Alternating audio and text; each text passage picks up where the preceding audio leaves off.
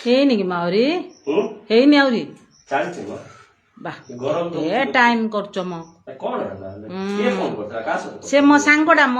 ସ୍ମୃତି ବୋଲି ସେ ସାଙ୍ଗଟା ଯୋଉ ସୁନ୍ଦର ହେଇକି ଥିବ ତମେ କହିବନି କି ସେ ସାଙ୍ଗଟା ଫୋନ କରିଥିଲେ ଆଉ କଥାବାର୍ତ୍ତା ହେଲେ ହଁ ଚାରିଧାମରୁ ବୁଲି ପଳେଇ ଆସିଲେ ମତେ କହିଲେ ତମେ ହେଲେ ଯାଉନ ମୁଁ କହିଲି ନାଇଁ ବାପା ଏ ଖରାରେ କିଏ ଯିବ ଖରା ଛାଡ଼ିଲେ ହେଲେ ଯିବୁ ବୋଲି କହିଲି ହଁ ଯେ ଗୋଟେ କଥା ବୁଝିପାରିଲିନି ମ ଏତେ କଥା ହେଲେ ସବୁ ପଚାରିଲେ ତାପରେ କହିଲେ ଆଉ ମିଶ୍ର ବାବୁ ନାହାନ୍ତି କି ମୁଁ କହିଲି ଅଛନ୍ତି ହଁ ପଚାରୁଥିଲେ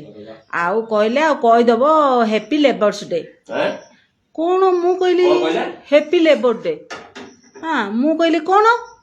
ହେଲେ ଆଉ ମୁଁ କିଛି କହିପାରିଲିନି ଯେ କଣ ପାଇଁ କହିଲେ ମୋ ହ୍ୟାପି ଲେବର ଡେ ବୋଲି ତମେ ମୋ ବିଷୟରେ ତମର ସାଙ୍ଗମାନଙ୍କୁ କଣ କହିଛ କି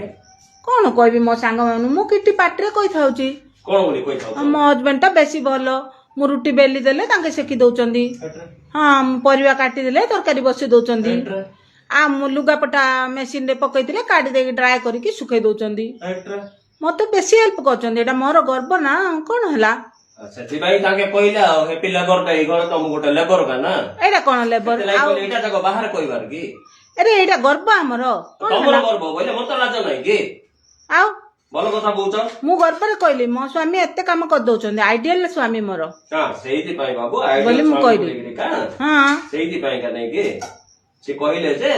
ମିଶ୍ର ବାବୁଙ୍କୁ କହିଦେବେ ହ୍ୟାପି ଲେବର୍ସ ଡେ ବୋଲିକି ହଉ ମୋର ଭଳିଆ ଯେତିକି ସ୍ୱାମୀ ଅଛନ୍ତି ସବୁକୁ ହ୍ୟାପି ଲେବର୍ସ ଡେ ଆହୁରି ନେଇକି ଯୋଉମାନେ ଫେସବୁକ୍ ହ୍ୱାଟ୍ସଆପ୍ ଚଲେଇ ହାଲିଆ ହେଇଯାଉଛନ୍ତି ଦିନ ରାତି ପରିଶ୍ରମ କରୁଛନ୍ତି ତାଙ୍କୁ ମିଶା ହ୍ୟାପି ଲେବର୍ସ ଡେ ହେଲା ଥ୍ୟାଙ୍କ ୟୁ